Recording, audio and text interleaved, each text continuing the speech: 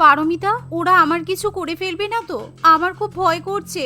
তুই কিছু বল। ওরা যদি এখনই চলে আসে, ওরা যদি আমাকে খুঁজে পেয়ে যায়, তাহলে সবাই তোর উপরও হামলা করে দেবে। তুই আমার শ্বশুরবাড়ির লোককে চিনিস না, আমি বরং এখান থেকে চলে যাই। উফ সোনালি, তুই এখন আমার কাছে আছিস, তুই কোনো চিন্তা করিস না। কেউ তোকে খুঁজে পাবে না। আর কেউ যদি আমার বাড়িতে আসেও, তার কি ব্যবস্থা করতে হয় আমি সেটা খুব ভালো করেই জানি। এবার তুই ঘরে গিয়ে একটু রেস্ট কর, এখন থেকে তুই আমার কাছেই থাকবি। এই বলে পারমিতা সোনালীকে ঘরে নিয়ে গিয়ে শুইয়ে দেয়। আসলে সোনালী এবং পারমিতা কলেজ লাইফের বান্ধবী ছিল, কিন্তু হঠাৎ করেই সোনালীর বিয়ে হয়ে যায়। তাই পারমিতার সঙ্গে সোনালীর আর কোনো রকম কন্ট্যাক্ট থাকে না। কিন্তু এরই মধ্যে হঠাৎ করে একদিন শপিং মলে সোনালীর সঙ্গে পারমিতার দেখা হয়, কিন্তু সোনালী পারমিতাকে দেখেও এড়িয়ে যায়। আরে সোনালী, তোর সাথে কতদিন বাদে দেখা হলো, এদিকে তুই এমন ভাব করছিস যেন আমাকে চিনতেই পারছিস না। তুই আমার সাথে কথা না বলে মুখ ফিরিয়ে চলে যাচ্ছিস। দাঁড়া একটু। পারমিতার কথা শুনে সোনালী দাঁড়ায়, কিন্তু সোনালী যেই না পারমিতাকে কিছু বলতে যাবে, তখনই সোনালীর শাশুড়িমা অঞ্জনা দেবী সেখানে চলে আসে। অঞ্জনা দেবী সোনালীর হাতটা চেপে ধরে বলে, বৌমা, আমাদের দেরি হয়ে যাচ্ছে, সংসারে অনেক কাজকর্ম বাকি আছে। তোমার বান্ধবীর সঙ্গে পরেও গল্প করতে পারবে। চলো চলো, গালগপ্প করার এখন কোনো সময় নেই। অঞ্জনা দেবী পারমিতার সামনে যেহেতু এরকম কথা বলে, তাই সোনালী একটু লজ্জিত বোধ করে, কারণ পারমিতা এবং সোনালী খুবই ভালো বান্ধবী ছিল। অন্যদিকে পারমিতাও আন্দাজ করতে পারে যে সোনালীর সাথে হয়তো তার শাশুড়িমা খারাপ ব্যবহার করে। আমি তোর সাথে পরে কন্ট্যাক্ট করে নেব পারমিতা, এখন আসলে বাড়িতে অনেক কাজ আছে। আমি আর আমার শাশুড়িমা একটু বাজারে বেরিয়েছিলাম, তাই এখন সময় নেই। তুই কিছু মনে করিস না, কেমন? সোনালী এই বলে তাড়াতাড়ি তার শাশুড়ি মায়ের সঙ্গে চলে যায়। কিন্তু পারমিতার একটু খটকা লাগে, কারণ সোনালী এত হাসমুখ মেয়ে ছিল যে সবসময় হেসে খেলে কথা বলতো, সবসময় খুশি থাকতো। কিন্তু আজকে সোনালীকে দেখে পারমিতার বড্ড অচেনা বলে মনে হয়। কিন্তু পরের দিনই পারমিতার ফেসবুকে একটা ফ্রেন্ড রিকোয়েস্ট আসে।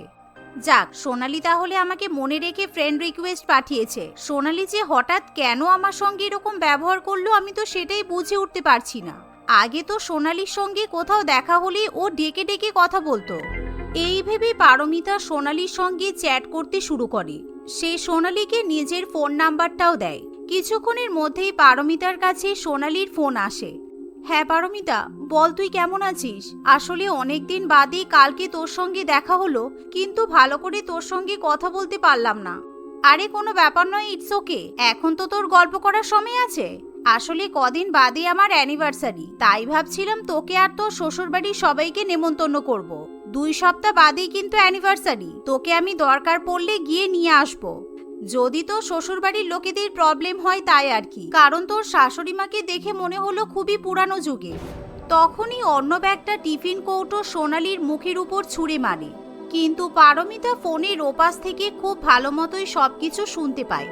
কি ব্যাপার, আমার তরকারিতে নুন হয়নি কেন? তোমাকে না কতবার দেখে শুনে রান্না করতে বলেছি, কিন্তু তোমার মন তো অন্য কোথাও পড়ে থাকে। শুনলাম আজকে নাকি তোমার পরিচিত কার সঙ্গে দেখা হয়েছিল।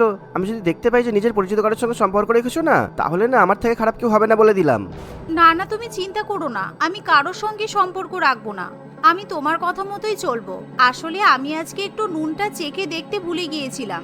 তুমি আমাকে ক্ষমা করে দাও, কাল থেকে আমি নুনটা টেস্ট করে তারপরেই তোমাকে টিফিন দেবো। সোনালীর কথা শুনে অর্ণব শান্ত হয়ে ঘর থেকে বেরিয়ে যায়। তাই সোনালী আবার পারমিতার সঙ্গে কথা বলতে শুরু করে।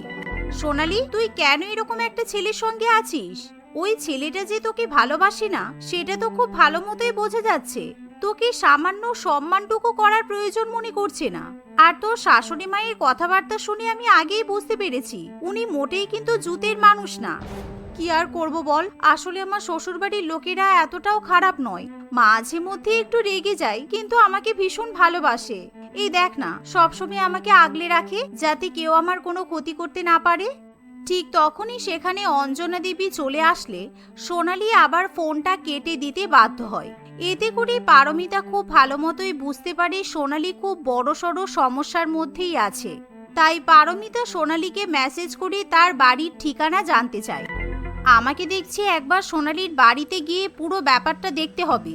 সোনালির মতো অত ভালো একটা মেয়ে ওরকম বদমাইশদের পাল্লায় পড়েছে, এটা কিছুতেই আমি বন্ধু হয়ে মেনে নিতে পারবো না। এই মনে করে পারমিতা সোনালির বাড়িতে যাওয়ার জন্য বেশ কিছু জামা কাপড়, মিষ্টি ইত্যাদি কিনে নেয়। আর সোনালির দেওয়া ঠিকানা অনুযায়ী সোনালির শ্বশুর বাড়িতে গিয়ে উপস্থিত হয়। পারমিতা দরজা নক করলে অঞ্জনা দেবী দরজা খোলে। অঞ্জনা দেবী পারমিতাকে দেখা মাত্রই চিনতে পারে।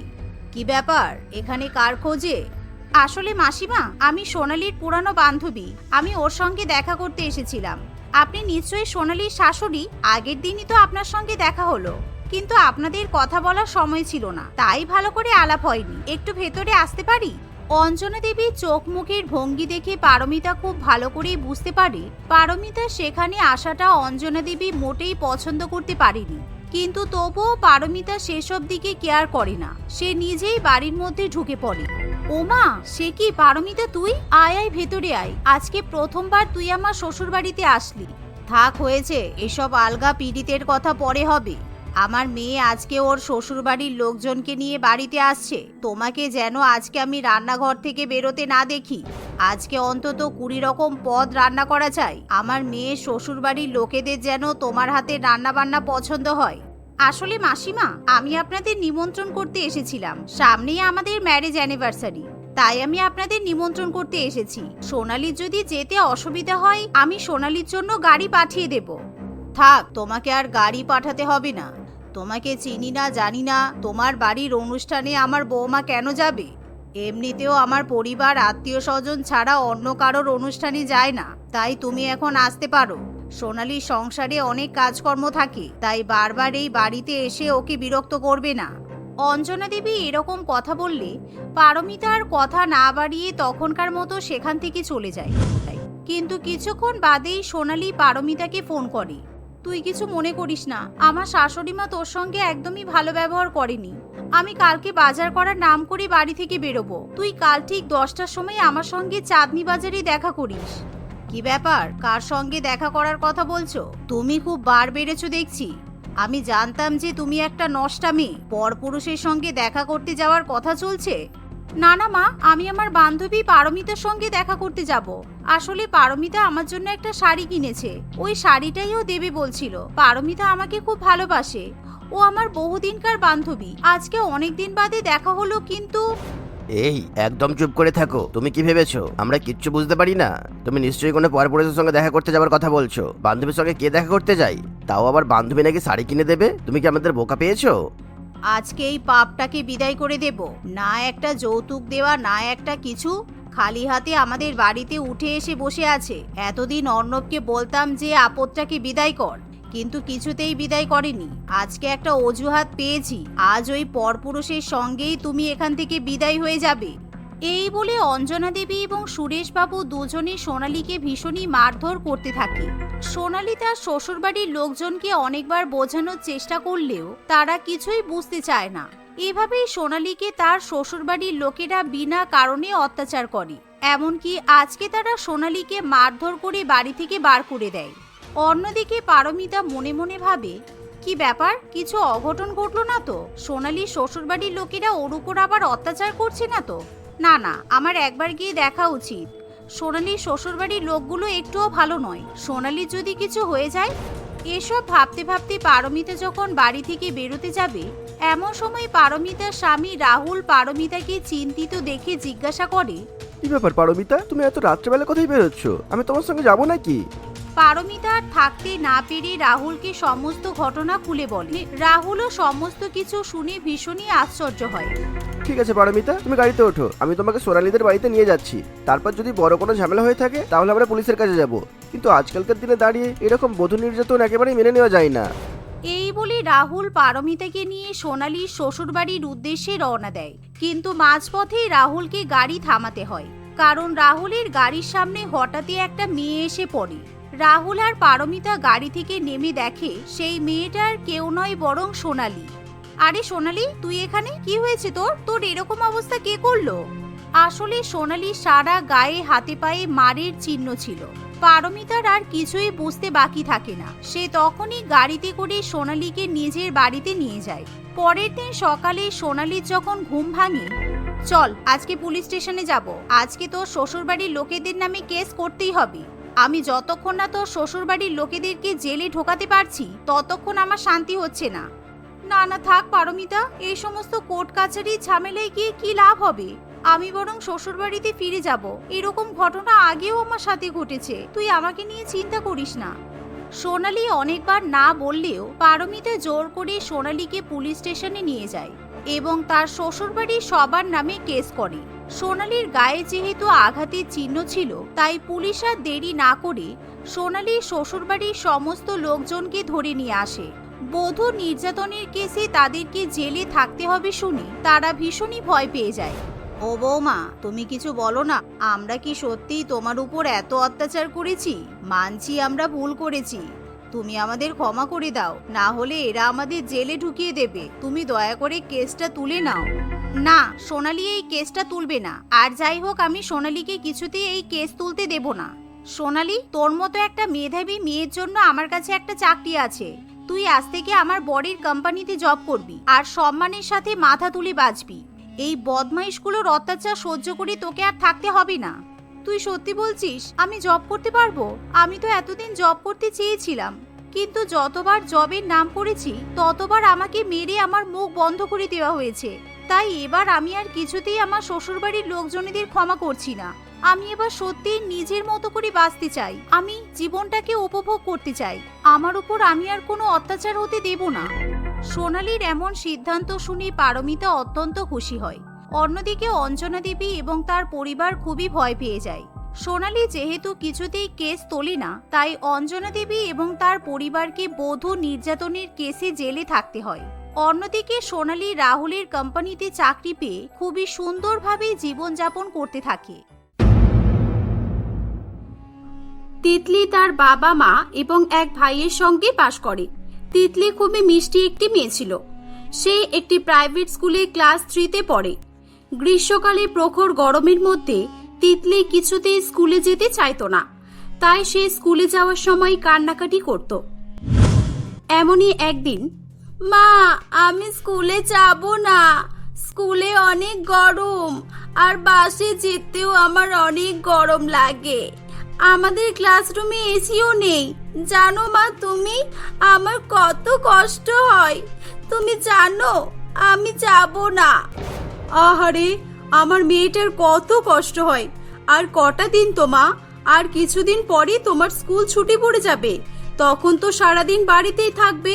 এই নাও, আমি তোমাকে ঠান্ডা ঠান্ডা শরবত করে দিচ্ছি, এই নাও, কয়েকটা বরফও দিয়ে দিচ্ছি, তোমার আর গরম লাগবে না, নাও খেয়ে নাও। মা এটা অনেক ঠান্ডা শরবত, এটা অনেক ভালো খেতে। তিতলিকে তার মা সময় মতো স্কুলে দিয়ে আসে। কয়েক ঘন্টা পর টিফিন আওয়ারে বাচ্চারা সবাই যে যার মতো টিফিন বক্স বের করে খেতে শুরু করে। তিতলিও তার ব্যাগ থেকে টিফিন বক্সটি বের করে, কিন্তু সে দেখে যে টিফিন বক্সটি একেবারে ফাঁকা।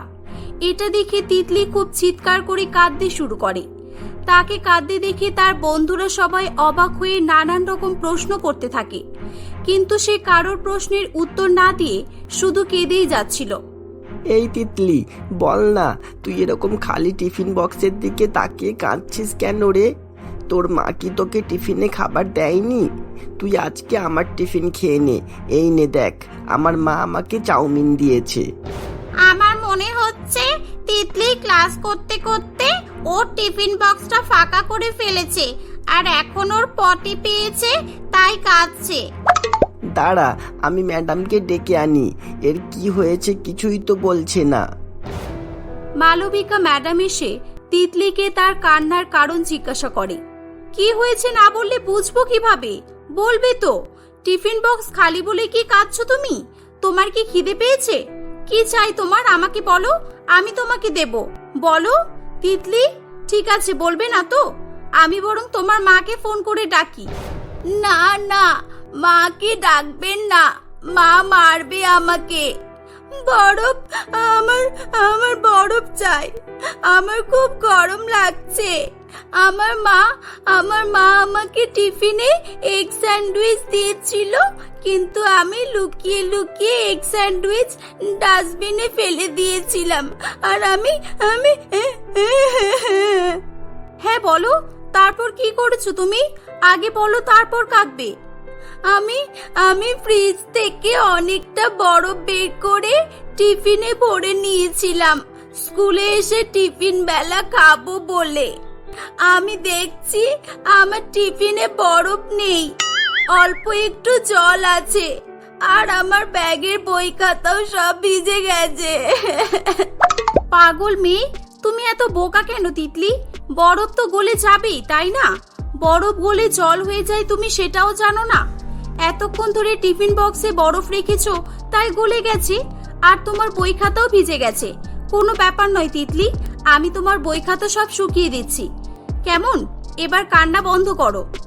না, আমি বই খাতার জন্য কাঁদছি না তো, আমি বরফের জন্য কাঁদছি। আমি বরফ খাবো। বরফ খেলে আমার খুব ভালো লাগে। আমাকে বরফ দিন। আমি বরফ কোথা থেকে পাবো তিতলি? স্কুলে তো ফ্রিজ নেই। তুমি শান্ত হও, বাড়ি গিয়ে তুমি বরফ খেও। আর তাছাড়া বরফ খাওয়াও তো ঠিক নয় এভাবে, তোমার ঠান্ডা লেগে যাবে। আমি চাই তো আমার ঠান্ডা লাগুক। বরফ খেলে কি সুন্দর ঠান্ডা লাগে, আমার খুব ভালো লাগে। আমাকে বরফ দিন। তিতলি বরফের জন্য অনেক কান্নাকাটি করতে থাকে। শেষ পর্যন্ত মালবিকা ম্যাডাম তিতলির মাকে ফোন করে।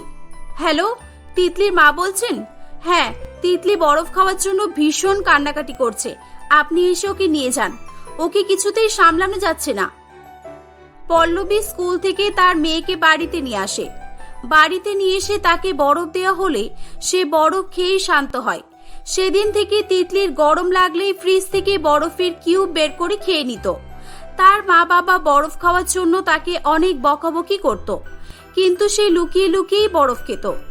স্নান করার সময় জলে বরফ মিশিয়ে স্নানও করত, কিন্তু এত বরফ খাওয়ার পরও তার কখনোই শরীর খারাপ করতো না। দেখতে দেখতে তিতলি বড় হয়ে ওঠে। তার বাবা মা তার বিয়ের জন্য দেখাশোনা শুরু করে। একদিন মনোজ নামে একটি ছেলে তার মায়ের সঙ্গে তিতলিকে দেখতে আসে। পাত্রপক্ষের কিছু জিজ্ঞাসা করার আগেই তিতলি তার মায়ের কানে ফিসফিস করে বলে, মা, এদের আগেই জিজ্ঞাসা করে নাও এদের বাড়িতে ফ্রিজ আছে কিনা, কারণ গরমকালে আমি অনেক অসুবিধায় পড়ে যাব না হলে। তুই দয়া করে মুখটা বন্ধ রাখ। আজকাল সবার বাড়িতেই ফ্রিজ থাকে। তোর ভালো জায়গাতেই বিয়ে হবে। চুপ এখন। বেশি বকলে এখনই বরফ দিয়ে মেরে তোর মাথা ফাটিয়ে দেব। তিতলিকে মনোজ এবং তার মা কাবেরী দুজনই খুব পছন্দ করে। কিছুদিনের মধ্যেই তাদের বিয়ে হয়ে যায়। বিয়ের পর একদিন তিতলি বরফ খাওয়ার জন্য কিচেনে যায়, কিন্তু সে দেখে যে তাদের ফ্রিজ বন্ধ আছে আর সেখানে কোনো বরফ কিংবা ঠান্ডা জল কিছুই নেই। তিতলি খুব রেগে গিয়ে তার শাশুড়ি মাকে বলে, মা, ফ্রিজে বরফ নেই কেন? ফ্রিজটা কি খারাপ নাকি আপনাদের? না না, ফ্রিজ খারাপ হবে কেন? আমাদের ফ্রিজ বন্ধই রাখা হয়, কোনো প্রয়োজন পড়ে না। আমাদের বাড়িতে কেউ ঠান্ডা জল খায় না, আর আমরা প্রতিদিনের প্রয়োজনীয় জিনিস প্রত্যেকদিন কিনে নিয়ে আসি। আমরা সবাই ফ্রেশ খাবার খেতে পছন্দ করি, তাই ফ্রিজ অন করি না আমরা। আর একটা কারণ হলো, সারাদিন ফ্রিজ চলে প্রচুর টাকা ইলেকট্রিকের বিল আসে। এমনকি আমরা এসিও চালাই না। কি অবস্থা! দেখুন মা, এসি বন্ধ রাখুন, আমার কোনো অসুবিধা নেই, কিন্তু প্লিজ ফ্রিজটা অন করে রাখুন। আমি গরমকালে বরফ ছাড়া থাকতে পারবো না, আমার বরফ চাই। বরফ? মানে তুমি বরফ নিয়ে কি করো? খাও নাকি?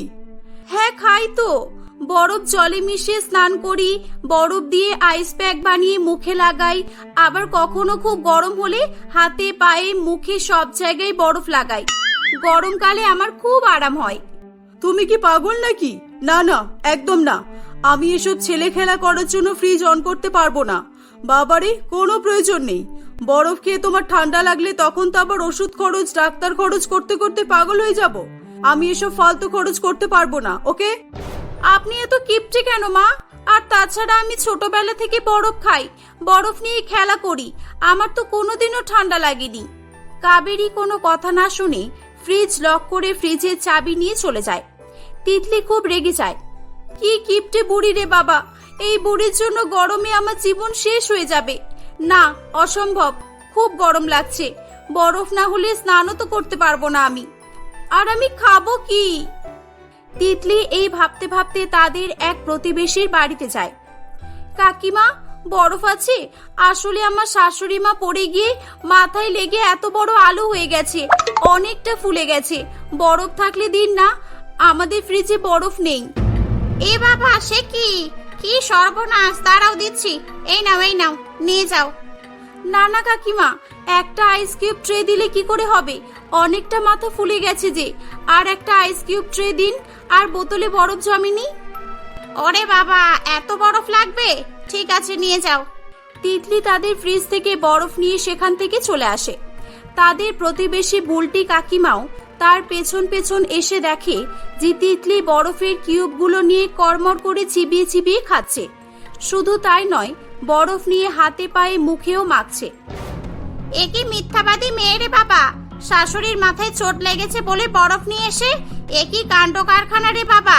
বরফ নিয়ে আমি 2 সেকেন্ড হাতে ধরে রাখতে পারি না, আর এই মেয়ে আস্তে আস্তে বরফ চিবিয়ে খাচ্ছে। বাপরে বাপ, খুব শিগগিরই মরবে।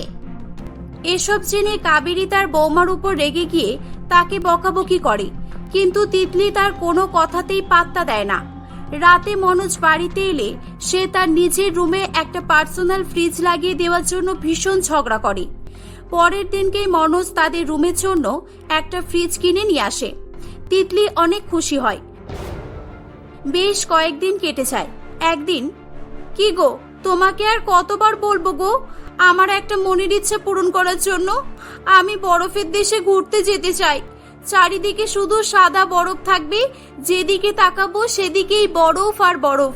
প্লিজ মনোজ, আমাকে একবারের জন্য নিয়ে চলো না প্লিজ, তোমার পায়ে পড়ি। উফ, আচ্ছা বাবা, ঠিক আছে, আমরা তাহলে সুইজারল্যান্ডেই যাব। এমনিও যা গরম পড়েছে, একটু রিফ্রেশমেন্ট তো দরকার। দাঁড়াও, আমি মাকেও বলে আসি। মনোজ তার মাকে সুইজারল্যান্ডে যাওয়ার কথা বললে, না না, ওসব জায়গায় আমি যাব না। আমি ঠান্ডা সহ্য করতে পারি না বাবা।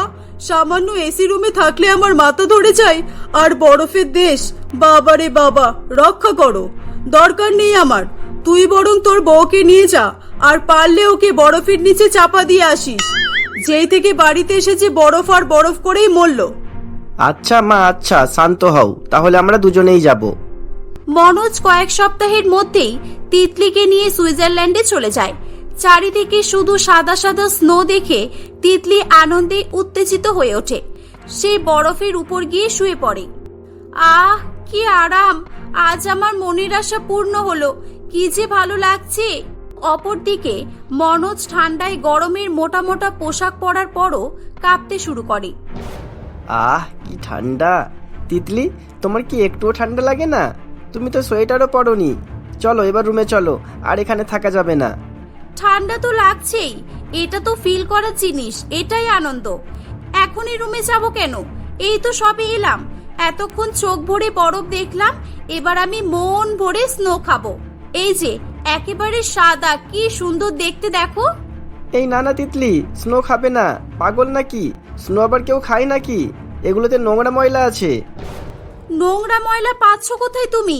দেখো ভালো করে, একেবারে সাদা চকচক করছে, একেবারে বিশুদ্ধ যাকে বলে। এই বলে তিতলি অনেক বেশি পরিমাণে স্নো খেতে শুরু করে। কিছুক্ষণ পর থেকে সে খুব বমি করতে থাকে। মনোজ তাকে ডাক্তারের কাছে নিয়ে গেলে ডাক্তার তিতলিকে স্নো খাওয়ার জন্য অনেক বকাবকি করে। ডাক্তার এটাও বলে যে স্নোতে চোখে দেখা যায় না এমন অনেক ক্ষতিকারক বিষাক্ত পদার্থ মিশ্রিত থাকে। ডাক্তারটি কিছুটা স্নো গরম করে গলিয়ে তিতলিকে দেখায় যে সে স্নো খেয়ে কতটা ভুল করেছে। তিতলির পেটে খুব ব্যথা করছিল। ডাক্তার তাকে 3টে ইনজেকশন দেয় এবং 2 দিনের জন্য তাকে অ্যাডমিট রাখে। তিতলি স্নো খাওয়ার জন্য মনে মনে খুব আফসোস করতে থাকে। মনোজ তিতলির উপর রাগ করে কয়েকদিনের মধ্যেই তাকে নিয়ে বাড়িতে ফিরে আসে। তিতলি ধীরে ধীরে বরফ নিয়ে ছেলে খেলা করার অভ্যাস পরিত্যাগ করার চেষ্টা করে।